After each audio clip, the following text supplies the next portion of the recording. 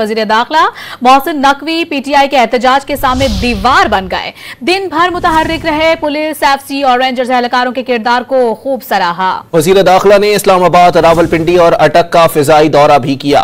तीनों शहरों के मुख्तलिफ इलाकों में सिक्योरिटी इंतजामात का फिजाई जायजा लिया और सिक्योरिटी इंतजामात पर इत्मीनान का इजहार किया। वजीर दाखिला मोहसिन नकवी इस्लामाबाद में पीटीआई के एहतजाज की काल नाकाम बनाने के लिए दिन भर मुतहरिक रहे। पुलिस, एफसी और रेंजर्स जवानों की हौसला अफजाई के लिए डी चौक भी पहुंचे, जहां उन्होंने ड्यूटी पर मौजूद एहलकारों से मुलाकात की और उनके बुलंद हौसले को सराहा। वजीर दाखिला ने वाज़ेह किया कि इस्लामाबाद हाई कोर्ट के हुक्म के मुताबिक अमन आमा यकीनी बनाने के लिए जरूरी इक़दाम किए हैं। शरपसंदों से कानून के मुताबिक सख्ती से निपटा जाएगा। किसी को दारुल हुकूमत में अमन व अमान की सूरत हाल खराब करने की इजाजत नहीं देंगे।